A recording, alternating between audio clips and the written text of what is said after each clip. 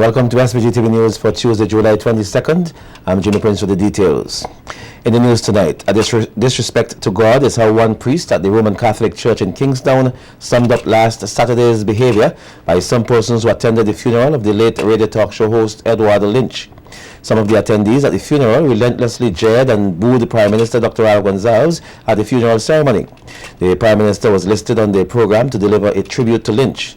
In an interview with SVG-TV News today, Father George Badwell says it was not morally right for persons to behave in such a manner, especially in the presence of God. Church is a place set aside for the worship of God. And so, I think from what I've read in the newspaper and from what I've heard, people acted in a very unreligious way. I hear they were using foul language, and it's the house of God. So it displays no respect for God or anything like that. This is supposed to be a Christian nation, and people should have respect and reverence in the house of God. And if this is a Christian nation, they should think and be aware of where they are and the kind of behavior they are carrying out. Father George is of the belief that the leader of the opposition, Annem Eustace, and also leaders within the church should have done something to bring the situation under control. The opposition should have tried, because it was their crowd, should have tried to control the people. Really it shows a lack of disrespect for God. Father Jones is a very, very long-time friend of mine. And according to the newspapers, there was no reaction from him. I mean, if it was my church, I would have refused to conduct the funeral with that kind of behavior. In related news, persons who are guilty of disturbing a religious worship are liable to imprisonment of up to 2 years. That's according to lawyer panel Campbell QC while speaking on his weekly program, The Law and You, last night on SVG television. Campbell spoke specifically to the incident at the funeral of the late radio talk show host Edward Lynch, and they quoted from section 118 of the Criminal Code, which indicates disturbing a religious assembly is an unlawful act. Subsection 2.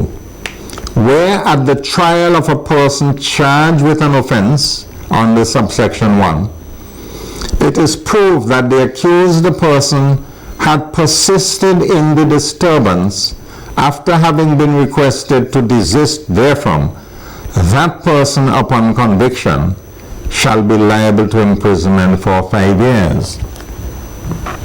So the point is, the law of this land says that any person who causes disturbance to any assembly lawfully engaged in the performance of religious worship or ceremony is guilty of an offense and liable to imprisonment for 2 years. So the behavior which took place at the funeral service for the late deceased Brother E.G. Lynch, that behavior was not only objectionable from a Christian point of view, but it is also against the law of the land. Campbell says it is his hope that intentions to indulge in such acts will turn away from such behavior or be prepared to pay for their actions.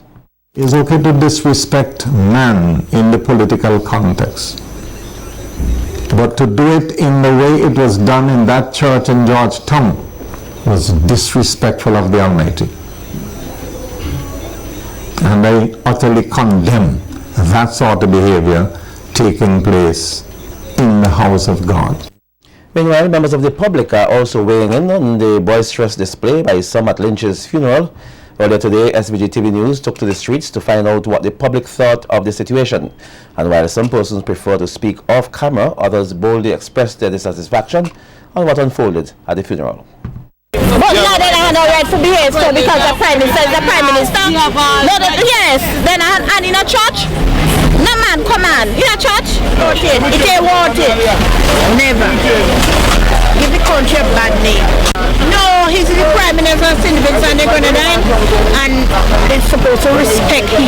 Boy, I wasn't there, no, boy. He was despicable. Trust me, I wasn't there, boy. He was despicable. In the Church of God, they ain't got no respect for God. I don't know what's going on in the country. After listening to the tape, I was played a nice way, though. In conjunction with vigilance and the Prime Minister asking forgiveness. I believe the Prime Minister that do something for his own mercy. Typically what goes around comes around, right? That's my opinion. I feel down to the opposition leader could have do better, because he could have cooled down the people that we already start with and talk to them about that, because that was the needed in the funeral. Disrespect God, and as a matter of fact they disrespect everybody. So after they disrespect God, they disrespect themselves and plus everybody among them. He ain't doing not all good in the country. So we ain't want him as a leader. They stay opposition until he dead. In other news, Prime Minister Dr. Raul Gonzalez this morning signed an agreement with the European Union worth 31 million EC dollars for the improvement of facilities within the health sector. Among the projects to be covered under the agreement, renovations to the Milton Cato Memorial Hospital, construction of polyclinics at Bocament and Mesopotamia, staff hostel on Union Island, doctors' quarters at Canawan, Sandy Bay and Chateaubriand, and human resource development throughout the health sector. Prime Minister Gonzalez thanked the EU for their continued support and outlined the financing arrangement of the project. The European Union in Phase 1 is providing 6.69 million euros or 24.4 million EC in grant funding to the project, while the government of St. Vincent and the Grenadines is financing the remaining 1.61 million euros or 5.9 million Eastern Caribbean dollars from its own local sources. Now, we have first the civil works contract to be done at the Milton Cato Memorial Hospital at a cost of $5.3 million EC, and the Mental Health Center at a cost of $3.8 million EC, and the construction of 3 doctors' quarters and a staff hostel. The overall value of these 5 contracts, which we are addressing today, is $13.2 million EC. Ambassador Michael Barford, head of the European Union delegation to Barbados and the Eastern Caribbean, said that it was no easy feat in reaching the agreement that was signed earlier today. The ambassador, however, adds that the EU was committed to assisting St. Vincent and the Grenadines.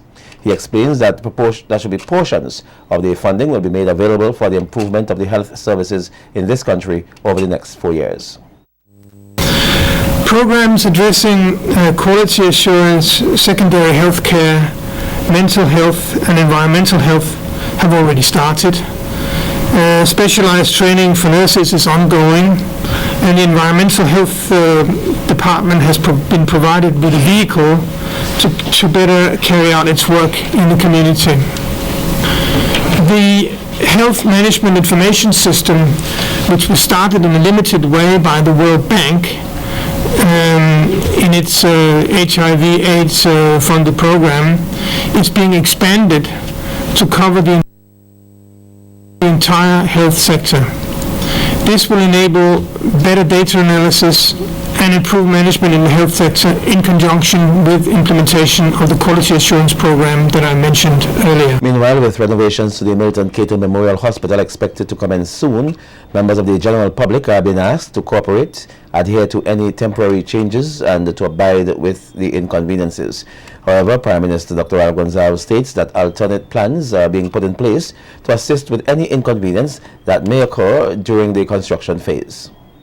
The design for the construction work has been carefully laid out. The work plan which is laid out to minimize as far as possible disruptions of the services. And that is the assurance which we want to give. And this country would be receiving further assistance from the European Union as rehabilitation work continues across the country following the December 24, 2013 floods. The announcement was officially made by Michael Barford, head of the EU delegation to Barbados and the Eastern Caribbean, at the Cabinet Room today. According to the ambassador, this adds to the 400,000 euros that was previously allocated to this country and St. Lucia in the immediate aftermath of the Christmas floods.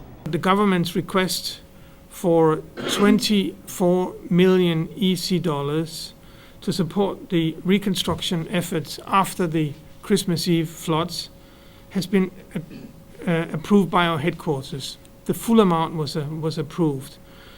And the first tranche of this money was already committed as I was on the plane over from Barbados. The EU ambassador further explains that unlike monies allocated to this country for flood relief, the new assistance takes the form of a grant. But, I mean, we will move very speedily to finalize the project details with the Ministry of Works and the National Authorizing Officer for the rehabilitation works to start as soon as possible and hopefully no later than early 2016. There's a lot of work involved here on both sides, I must add. And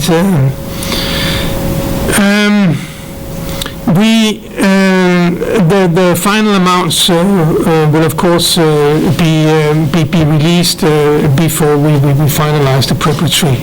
Police banned the summer camp launched today. More stories on the local scene when we come back.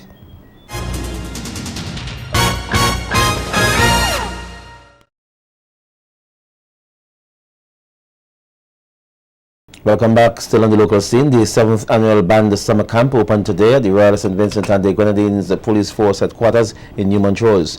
The camp is this year being held under the theme Building Minds Through the Art of Music.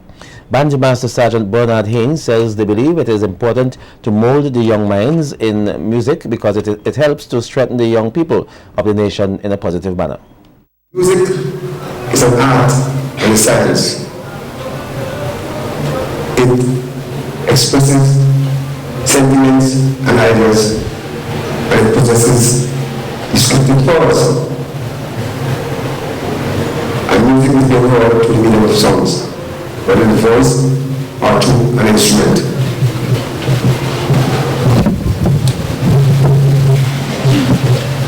When music activates part of the mind or parts of the mind,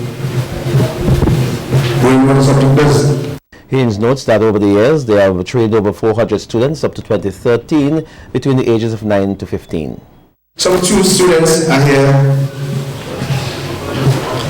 for 3 or more years, where some have been waiting to be in this program for 3 or more years. That's a person are waiting to get in this program. The moment the forms out at Central Station, they are all gone within an hour, and that's a fact. Last week, 2 uniforms came out. Policemen working right there could not have even got a form application form for this program. That tells you the program is of a great demand. Inspector Bernard Haynes. The 2014 edition of the Bags of Love distribution was today held at the Peace Memorial Hall. The activity is staged by the Courageous Kids Foundation. According to Kellyanne Deschamps, since its registration last year, the foundation has done some outstanding work involving over 106 Vincentian children. Deschamps listed some of the other achievements, which include the distribution of 61 bags to children across the country. 3. Presentation of 2 scholarships in August 2013 to 2 registrants who performed exceptionally well at the common entrance exams. Scholarships will run for 5 years. 4. Football competition in August 2013.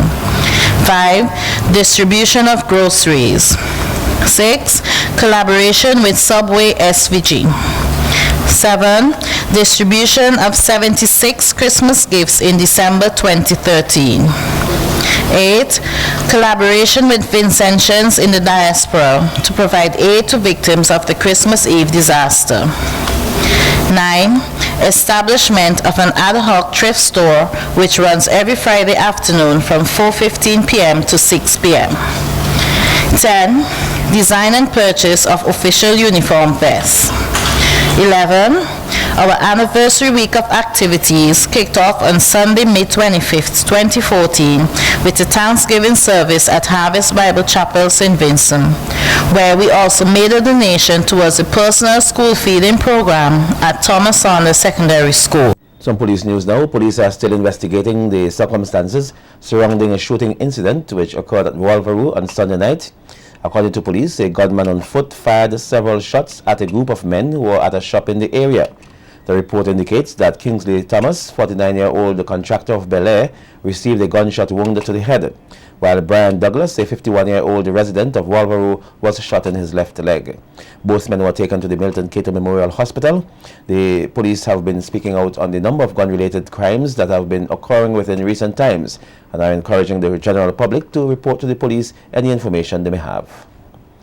And no arrest has been made with respect to an alleged chopping incident which occurred in the Mount Wynn area last Saturday evening. According to information reaching SVG-TV News, George Jack, who is said to be in his 50s, received chop wounds about his right leg during an altercation in the said location. Jack, who is a Vincentian national and recently returning home for vacation, is at the moment residing in the Bel Air area. A fine of $10,000 was handed down on Monday, July 21st on Marlon Ditterville, a St. Lucia national, on a charge of possession of a large quantity of marijuana. According to police reports, on January 20th, members of the Rapid Response Unit were on a routine sea patrol along with members of the Coast Guard on the Leeward Coast when Ditterville and another male were seen standing next to a hut alongside the seashore. On recognizing the presence of the police, the two men dropped a bag and began running away from the scene. A chase was made by the police and eventually caught Ditterville and led him back to the area of the hut where a search was conducted on the bag, which resulted in the discovery of 2,194 grams of the controlled drug. In default of his payment, Ditterville will face a 3-year jail term. He was also ordered to be deported out of the state on payment of the fine or on completion of the sentence. Ditterville had already pleaded not guilty to the charge when he first appeared in court, but subsequently changed his plea to guilty.